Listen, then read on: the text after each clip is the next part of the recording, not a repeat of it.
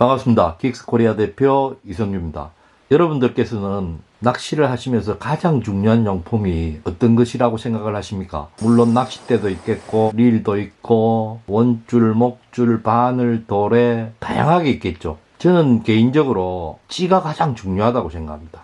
찌. 물론 바늘도 낚시를 할 때 바늘이 없으면 낚시를 할 수가 없지만 바늘은 보통 거기에서 거기죠. 그냥 크기만 잘 맞고 날카로우면 되니까 시중에 나오는 바늘들은 대부분 지금은 워낙 좋습니다. 본인의 취향에 따라 맞춰 쓰시면 되고 봉돌은 본인이 또 좋아하는 적당한 크기를 골라서 쓰시면 되고 목줄도 카본사기 때문에 대부분 카본사는 여러가지 그런 게 없습니다. 있어봤자 아주 작은 차이고 목줄도 카본사를 대부분 다 쓰고 계시고 도래는 뭐 말할 것도 없죠. 도래는 그냥 시중에 나오는 그 크기를 본인이 원하는 대로 쓰면 되는데 낚싯대, 릴 전체적으로 다 봤을 때 가장 중요한 것은 어신지와 원줄이라고 생각합니다. 그 중에서도 원줄보다 더 중요한 게 저는 어신지라고 생각을 합니다.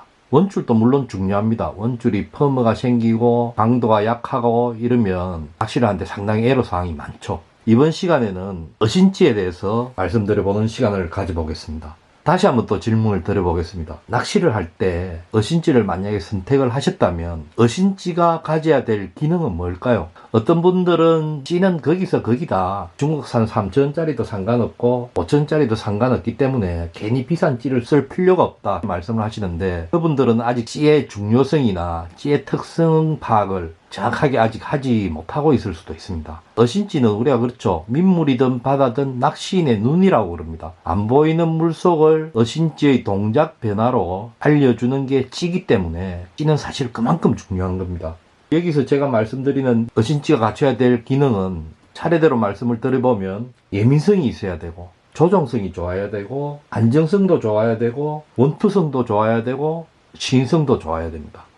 일반적으로 어신지들이 예민성이 없으면 예민한 입질 자체를 잡아내기가 어렵죠. 특히 한겨울철에 약은 입질이나 심지어 찌가 흘러가다가 멈추는 게 입질인 경우도 있습니다. 왜 그런가 하면 겨울철 수온이 낮을 때는 고기들이 특히 감성돔 같은 경우 먹이 활동이 아주 둔해지기 때문에 실제로 제가 낚시를 하면서 어신지가 흘러가다가 멈출 때 여가 아닌 것 같은데 수중여 말씀드리는 겁니다. 아닌 것 같은데 찌가 멈출 때는 견제를 심하면 10번, 20번까지 해서 입질을 받아내는 그런 상황들이 있었습니다. 겨울철에 감성돔은 상당히 예민하죠.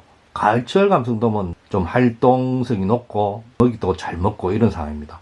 지금 제 손에는 왼쪽에 찌가 하나 있고 오른쪽에 또 찌가 하나가 있습니다. 이 찌를 저희가 여러분들께 설명을 드리기 위해서 반을 잘랐습니다. 왼쪽에 찌는 긱스사의 미루찌고 오른쪽의 찌는 발포찌입니다. 이 두 찌의 차이점에 대해서 저희가 알아보도록 하겠습니다. 여러분들께서 유심히 잘 보시면 뭐가 다릅니까? 어떤 차이점이 있죠? 잘 보시면 뭐 잘 안 봐도 잘 보이죠? 오른쪽에 있는 찌는 무게를 조절하는 항동추가 아랫부분에 몰려서 있고 왼손에 있는 찌는 항동추가 높게 올라가 있습니다. 상당히 높게 올라가 있죠. 두 개를 비교해 보면 오른손에 있는 건 거의 바닥층에 있고 왼쪽에 있는 거는 거의 중간보다 더 높이 올라가 있는 그런 상태입니다. 오른손에 있는 찌는 시중에 주로 있는 중하중심찌라는 겁니다. 이 찌는 오뚜기처럼 무게중심을 밑에 줬고 왼쪽에 있는 긱스사의 미루찌는 중심을 높이까지 올렸습니다. 그러면 왜 구태여 이렇게 높이 올렸느냐? 이 무게의 중심을 높이 하려고 항동추를 높게 올린 겁니다. 이 두 찌의 차이점이 뭔지에 대해서 제가 차례대로 말씀드려 보겠습니다. 중하중심찌는 던지면 무게중심이 밑에 있기 때문에 꼿꼿하게 이렇게 서 있는 상태가 됩니다. 똑바로 서게 되고 좌우로 잘 흔들리지를 않습니다. 흔들려도 상부가 막 흔들리죠. 중중심찌 같은 경우는 무게중심이 높게 있기 때문에 조금만 무게가 더 가도 무게가 실리는 쪽으로 살짝 기울게 설계가 된 겁니다. 어신지가 이래 있어서 던지고 나면 살짝 원줄이 얹히면서 낚신 쪽으로 살짝 기울어 준다는 얘기입니다. 일반 찌들은 곧바로 서 있고 중중심찌 같은 경우는 살짝 이렇게 기울어 주기 때문에 신성이 좋아집니다. 찌가 이렇게 서 있는 그대로 있는 거하고 이렇게 항부가 낚신 쪽을 향하고 있는 거하고는 차이가 상당히 많죠. 보이는 면적이 벌써 달라진다는 얘기입니다. 정상적인 찌레도 만약에 이렇게 똑바로 서 있는 찌하고 그럼 이렇게 서 있으면 뒷면이 아무래도 좀 가려서 안 보이죠. 근데 찌가 낚시 쪽으로 살짝 기울어주면 전체적인 면이 보이다 보니까 신성이 좋아질 수밖에 없는 겁니다. 일단 찌가 신성이 좋아집니다. 중중심찌 같은 경우는. 그 다음에 두 번째로는 찌가 살짝 기우니까 신성이 좋아지기도 하지만 조정성이 좋아집니다. 오른쪽이 포인트면 오른쪽으로 원줄을 살 당겨주면 찌가 자연스럽게 오른쪽으로 오게 됩니다. 왼쪽으로 당기면 왼쪽으로.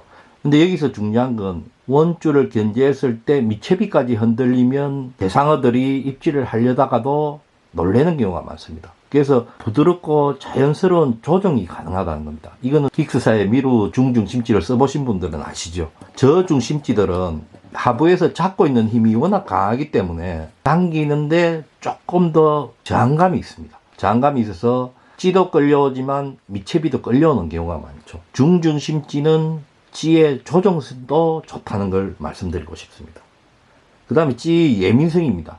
찌가 갖춰야 될 게 예민성인데 일반 찌가 똑바로 서 있는 거하고 이렇게 똑바로 서 있는 거하고 중중심찌처럼 비스듬하게 이렇게 서 있는 거하고 채빗수 각도가 다릅니다. 일반 찌는 고기가 입질을 하면 이렇게 서 있다가 옆으로 밑이 꺾여서 이렇게 들어가는 형태가 됩니다. 서 있던 찌가 당기니까 밑쪽이 당겨지면서 그 다음에 들어가는데 중중심찌 같은 경우는 기본 자세가 이렇게 낚시인을 보고 있기 때문에 입질하면 그냥 바로 시원스럽게 들어가 버립니다. 꺾이고 이런 현상입니다. 그냥 바로 시원스럽게 들어가기 때문에 저항감도 적고 쉽게 들어가니까 훨씬 예민하다는 얘기입니다.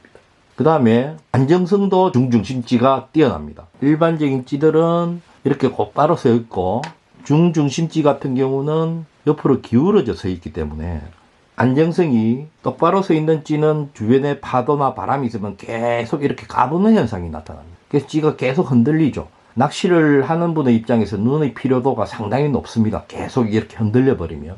근데 중중심찌는 어떻게 됐냐면 낚시인 쪽으로 이렇게 살 기울어져 있기 때문에 까부는 현상으로 안 나타나고 좌우로 움직이는 현상으로 나타납니다. 실제로 찌는 이렇게 움직이지만 까부는 현상은 없죠. 그래서 안정감이 좋아서 신성이 상당히 좋고 여러 가지 장점이 있는 겁니다.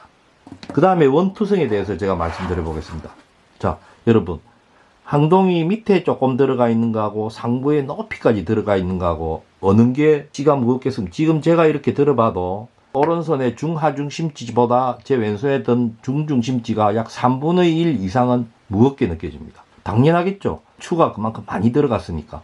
추가 많이 들어가서 중량이 높으니까 원투성이 좋아질 수밖에 없는 겁니다.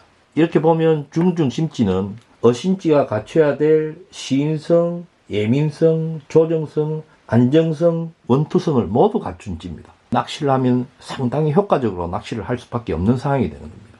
그래서 중중심찌를 한번 써보신 분들은 다른 찌를 잘 안 쓰시게 됩니다. 여러분도 기회가 되시면 한번 써보시면 아시겠지만 그 다음에 마지막으로 중중심찌는 아까 처음에 말씀드렸듯이 이렇게 어신찌를 던지면 살짝 옆으로 기울어서 있습니다. 이제 봉돌을 맞췄기 때문에 조금 수면에 조금 잠기겠죠.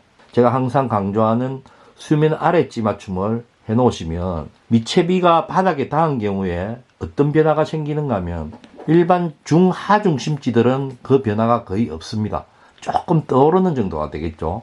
무게가 당기는 힘이 조금 사라지니까. 그럼 이게 잘 눈에 보기가 어렵고 파악하기가 좀 어렵습니다.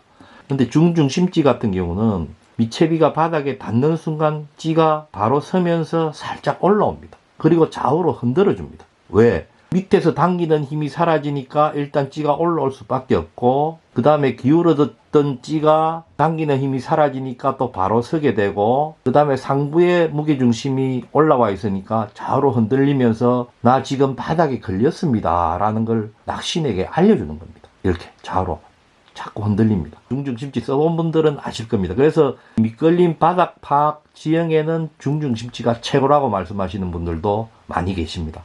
오늘은 중중심찌와 저중심찌, 일반 시중의 찌에 대해서 말씀을 드렸는데 이렇게 중중심찌와 일반 찌는 차이점이 상당히 많습니다. 내부를 다시 한번 보여드릴까요? 이렇게 이제 항동이 이렇게 있습니다. 이렇게 있는데 이 항동을 조금 더 정확하게 말씀드리면 원래 있던 게 지금 이렇게 있습니다. 자, 여러분 보십시오. 좀 빼서 보여드리면 그래 쉽게는 안 빠진데 이제 이걸로 한번 해볼게요. 가위로.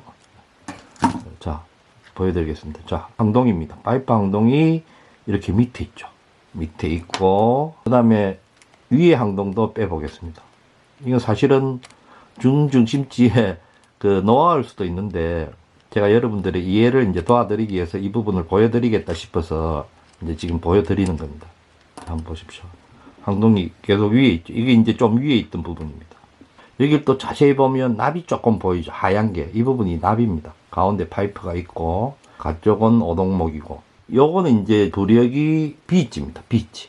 예. 요 찌가 이제 자기 찌 몸통입니다. B지.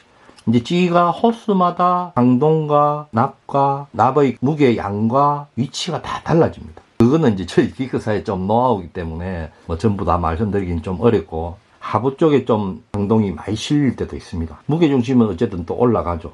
올라가면서 띄어서 갈 때도 있고 이어서 갈 때도 있고 여러 가지 저희가 오랜 실험과 연구를 거쳐서 중중심지의 그 특성을 개발해 놨기 때문에 어신지마다 좀 다른 그런 특성들이 있습니다. 형태나 용도나 크기나 그런 거에 따라서 이렇게 달라집니다. 자, 다시 넣어 보겠습니다. 예를 들어서 중하중심지는 그냥 항동 하나 달랑 넣어버리면 쉽기 때문에 만들기도 좀 쉽겠죠. 공정 차이도 물론 많이 납니다. 예, 이렇게 두 번, 세 번 나눠서 넣고 또 어떤 때는 합으로 넣고 막 이래야 되는 부분들이 있기 때문에 공정 차이도 많이 나지만 그만큼 기능에 특별한 장점이 있기 때문에 저희가 조금 까다롭더라도 중중심지를 만드는 겁니다. 지금 이렇게 하면 이제 바깥에서 보면 이렇게 보이죠. 마지막으로 여러분들께 그냥 말씀을 하나 더 드리면 질문이 많이 들어와서 제가 말씀을 드린 겁니다. 왜 긱스사의 미루찌는 여부력 표시가 없습니까? 왜 부딪히면 잘 깨집니까? 이런 말씀들을 하시는데 여러분들께서 오동목질을 좀 아시면 이해가 가기 쉬운데 오동목이란 자체가 나무가 부력이 균일하지가 않습니다. 바깥 부분은 좀 부력이 적고 딱딱하고 오동나무 안쪽은 나무가 좀 무르고 부력이 좀 더 많이 나오고 이런 상황입니다. 그래서 실제로 오동목질을 만들 땐 전부 부력 따라 분류를 해야 됩니다. 상당히 까다로운 작업입니다.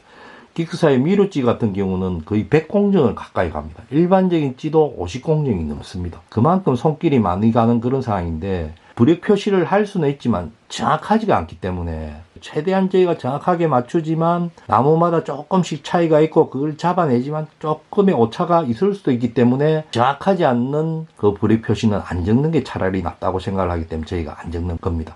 근데 기본적으로 부력에 정해진 여유부력은 있습니다. 저희 홈페이지에 보면 어신지 호수마다 여유부력 표시가 다 있습니다. 실제로 외국사나 다른데 어신지를 보면 여유부력이 B라 해서 재보면 뭐 3B, 5B 이런 심하게 이렇게 나오는 경우까지도 있습니다. 그것보다는 차라리 안 적는 게 낫고 그 다음에 왜 찌가 부딪히면 뭐 도장이 깨집니까 말씀을 하시는데 이게 쇠나 플라스틱으로 만든 찌가 아니다 보니까 부딪히면 손상이 갈 수밖에 없습니다. 사소한 손상은 시중에 매니큐어나 순간접착제를 발라서 수술을 해서 쓰시면 되고 저도 뭐 실제로 그렇게 예전부터 써왔고 그래서 그렇게 하시면 되고 또 이게 어차피 어신지는 소모품이기 때문에 또 쓰시다가 또 너무 손상이 되면 어차피 또 새로 한번 구입을 하셔야 되겠죠. 찌에 대한 말씀은 오늘 이 정도로 하고 중중심지가 이렇게 특별한 예민성, 조정성, 안정성, 원투성, 시인성 그리고 가장 중요한 밑걸림이 됐을 때 그 상황까지 알려주는 훌륭한 찌라는 걸 여러분들께 한번 알려드리고 싶어서 긱스사의 중중심지에 대해서 설명을 한번 드렸습니다. 기회가 되시면 한번 써보시고 또 좋은 기능으로 좋은 효과를 거둘 수 있기를 바랍니다. 감사합니다.